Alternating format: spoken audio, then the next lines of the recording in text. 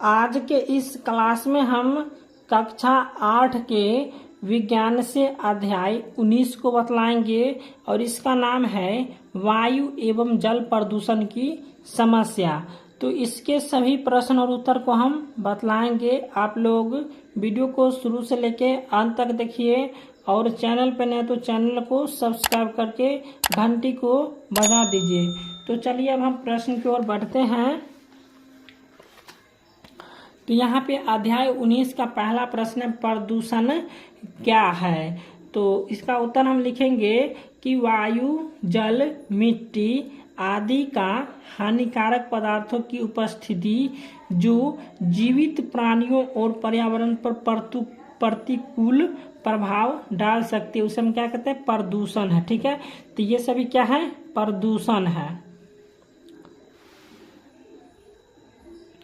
अब दूसरा प्रश्न है, क्या स्वच्छ पारदर्शी जल सदैव पानी लायक है, इस पर टिप्पणी कीजिए। तो इसका उत्तर हम लिखेंगे कि स्वच्छ पारदर्शी जल सदैव पीने लायक नहीं होता है, क्योंकि उसमें सूक्ष्म जीव हो सकते हैं जो हमारे नंगी आंखों से दिखाई नहीं पड़ते हैं, जो पानी से हमें बीमार हो सकते हैं। ठीक है, जो पानी से हम बीमार हो सकते हैं।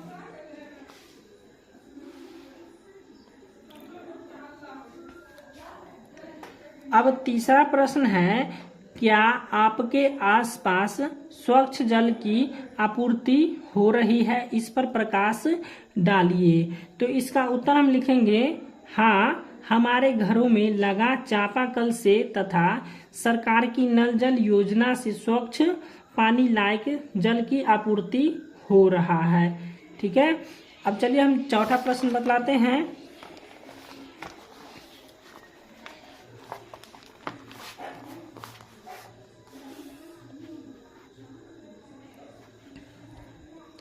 तो चौथा प्रश्न है कि शुद्ध वायु और प्रदूषित वायु में क्या अंतर है।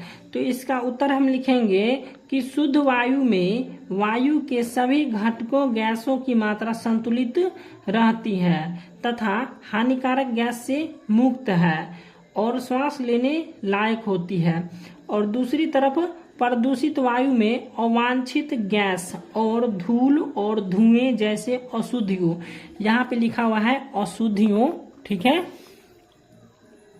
से भरी होती है और यह सांस लेने के लिए अयोग्य होता है। ठीक है, तो शुद्ध वायु और प्रदूषित वायु में क्या अंतर है आप समझ गए होंगे।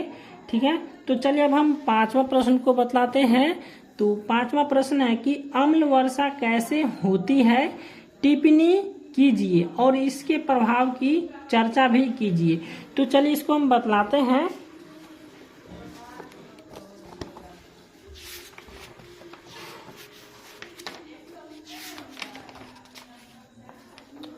तो यहाँ पे दिख रहा होगा आपको, यहाँ पे पांचवा प्रश्न का आंसर है, यहाँ से सल्फर डाइऑक्साइड के साथ साथ नाइट्रोजन के ऑक्साइड भी तेल सोधा कारखाने से निकलते हैं और वायु में ये जलवाष्प से अभिक्रिया कर सल्फ्यूरिक अम्ल और नाइट्रिक अम्ल बनाती हैं और ये वर्षा के जल अम्लीय बना देते हैं, जिसे हम अम्ल वर्षा कहते हैं। ठीक है, और इसके प्रभाव का भी चर्चा करना है। तो चलिए इसके प्रभाव का चर्चा करते हैं।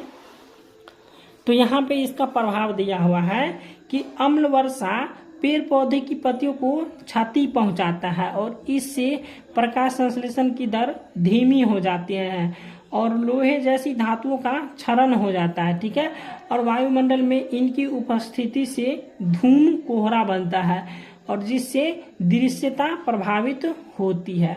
ठीक है, तो ये हो गया 5 का आंसर। चलिए हम छठा प्रश्न को बतलाते हैं।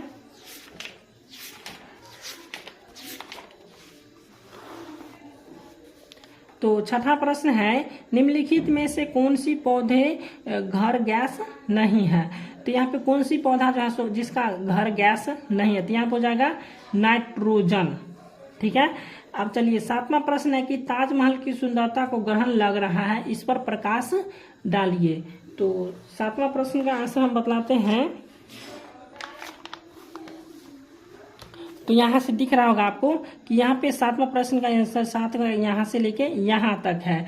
तो इसको हम लिखेंगे कि ताजमहल संगमरमर या चूना पत्थर का बना है और वर्षा जल में उपस्थित अम्ल संगमरमर या चूना पत्थर से क्रिया करके ताजमहल की दीवारों एवं गुंबजों का क्षरण कर रहा है और इसकी सफेदी फीकी फीकी फीकी क्या कर रहे हैं, पड़ रही है। और इसे वैज्ञानिक ने संगमरमर कैंसर या स्टोन कैंसर भी नाम दिया है। अब तो राजस्थान में नए नए उर्वरक कारखाना भी लगे हैं जिससे संभवतः ताजमहल की और अधिक क्षति हो रही। ठीक है, तो ये हो गया आपके 7 का आंसर। ठीक है, चलिए अब हम 8 का आंसर बतलाते हैं। तो 8वां प्रश्न है आपका, तो देख रहे हैं आपका 8वां प्रश्न है कि जल की उपयोगिता बताइए और इसका शुद्धिकरण कैसे किया जाता है। तो इसका उत्तर हम लिखेंगे कि जल ही जीवन है जो पूर्णतः सत्य है और हमें जल की आवश्यकता कदम कदम पर होती है और पीने के लिए, भोजन बनाने में और बर्तन सफाई, स्नान इत्यादि कार्यों में जल की उपयोगिता होती है। ठीक है, तो ये प्रश्न का भी आंसर समझ में आ गया होगा कि जल की उपयोगिता को बताइए और इसकी शुद्धिकरण कैसे किया जाता है। उसके बाद फिर लिखना है कि जल को शुद्धिकरण करना आसान उपाय है। पानी से पूर्व इसे उबाल लेना या फिल्टर करना प्रक्रिया है। ठीक है, तो जल की शुद्धिकरण हम किस प्रकार से करेंगे, यानी कि पानी को उबाल लेंगे या फिल्टर कर देंगे। ठीक है, जिससे हमारा जल शुद्ध हो जाएगा। अब 9वां प्रश्न है, यदि हम प्रदूषित जल पिए तो क्या होगा। तो इसका उत्तर हम लिखेंगे कि प्रदूषित जल पीने से अनेक प्रकार की बीमारियों से हम ग्रस्त हो जाएंगे, जैसे हो जाएगा पीलिया, जॉन्डिस यानी डायरिया, हैजा इत्यादि। तो दूषित जल को पीने से क्या होता है कि अनेक बीमारियां हो जाती है, जैसे हो जाता है पीलिया, जॉन्डिस, डायरिया और हैजा हो जाता है। ठीक है, तो अब चलिए हम 8वां प्रश्न को, 9वां तो हो गया, अब 10वां प्रश्न को बतलाएंगे।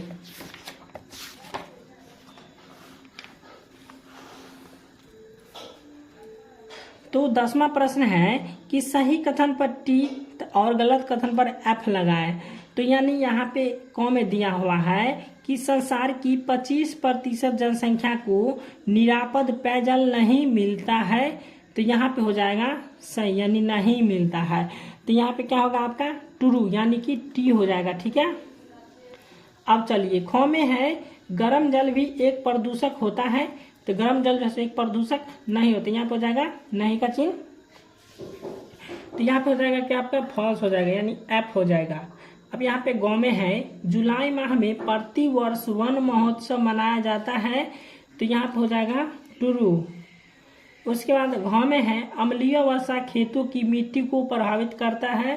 तो ये भी हो जाएगा ट्रू। ठीक है, चलिए अब 11वां प्रश्न को बतलाते हैं।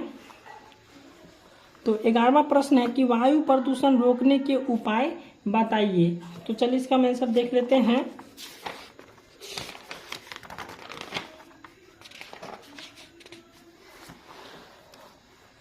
तो यहाँ से इसका हम आंसर लिखेंगे, यहाँ से लेके यहाँ तक। वायु प्रदूषण को कम किया जा सकता है वाहनों को अच्छी हालत में रखने से अथवा ईंधन रहित वाहन चलाने से। घरों में धुआं रहित चूल्हा प्रयोग करना चाहिए, यानी ऊर्जा की प्राप्ति के लिए ऐसे साधनों का उपयोग करना चाहिए जिनसे वायु प्रदूषण कम हो। और ऊर्जा के वैकल्पिक साधनों में हो जाएगा सौर ऊर्जा, पवन ऊर्जा और ज्वारीय ऊर्जा आदि प्रमुख है। तो ये हो जाएगा आपका। ठीक है,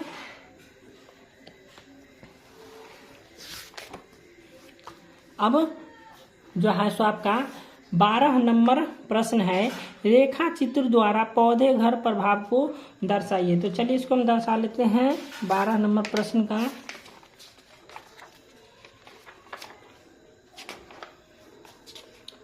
चलिए, तो यहाँ पे दिख रहा होगा आपको 12 नंबर प्रश्न। तो यहाँ से 12 का प्रश्न का आंसर यहाँ तक है कि कुछ हरे पौधे गर्म वातावरण में ही पनपते हैं और उनके लिए जो है क्या कहते हैं, शीशे की दीवार से निर्मित घर बनाया जाता है जिसे हरित गृह या पौधा घर कहते हैं। उसके बाद शीशे की द्वारा क्या करते हैं, शीशे की दीवारों द्वारा उनमें सूर्य से प्राप्त विकिरण प्रवेश करती हैं तथा पौधा घर को गर्म करता है। अब पौधा घर की सतह गर्म होने के बाद मुख्यतः लंबी तरंग दैर्ध्य वाली अवरक्त किरणें निकलती हैं और जिन्हें शीशा की दीवारों को परिवर्तित कर देती है और पौधा घर गर्म बन रहता है। और यह गर्म वातावरण हरे पौधे को पनपने के लिए अनुकूल होता है जिससे वे बढ़ते हैं। ठीक है, तो यहाँ पे हो जाएगा रेखा चित्र। ये हो गया आपका रेखा चित्र। ठीक है, तो चलिए इस प्रकार से आप बना लीजिएगा।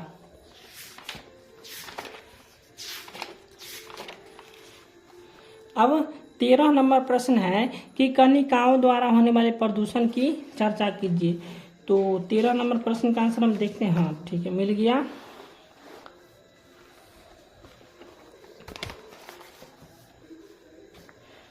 तो 13 नंबर प्रश्न का आंसर यहाँ से लिखना है, यहाँ से लिखिए और यहाँ तक लिखना है। पेज नंबर आपका हो जाएगा 270।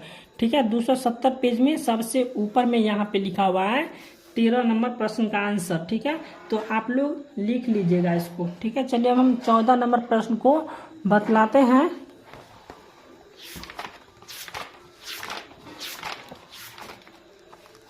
तो 14 नंबर प्रश्न है भोपाल गैस कांड क्या है। ठीक है, तो चलिए इसको हम बतला देते हैं। 14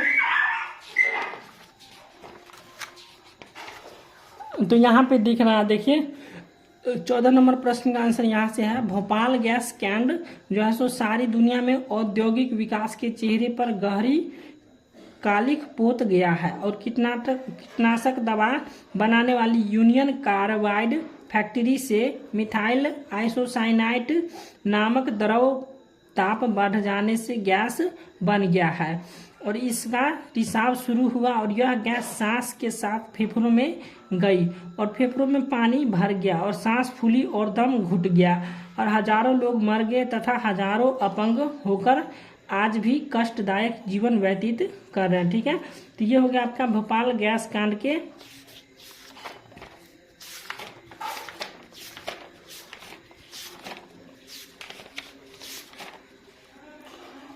उसके बाद 15वां प्रश्न है कि पृथ्वी को बचाने के लिए पर्यावरण संरक्षण आवश्यक है, इस पर प्रकाश डालिए। तो चलिए इसको हम बतला देते हैं।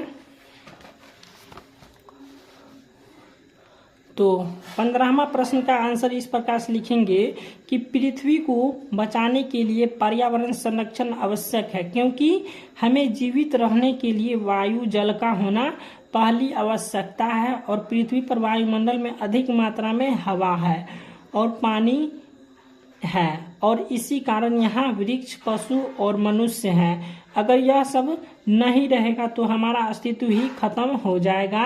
अतः हम सभी को पर्यावरण के संरक्षण करना चाहिए तथा क्या करना है, इसे प्रदूषित होने से बचाना चाहिए। ठीक है, तो इसका भी आंसर समझ में आ गया होगा। ठीक है, चलिए अब हम 16 को बतलाते हैं। तो 16वां प्रश्न है मिलान करने वाला। ठीक है, तो यहाँ पे ए में है कार्बन मोनोऑक्साइड। तो कार्बन मोनोऑक्साइड हो जाएगा रक्त की ऑक्सीजन वाहन क्षमता घटाती है और उसके बाद बी में है क्लोरीन। तो क्लोरीन हो जाएगा फेफड़ों का खराब होना, क्लोरीन का हो जाएगा। उसके बाद सी में सल्फर डाइऑक्साइड तो हो जाएगा अम्ल वाष्प खांसी।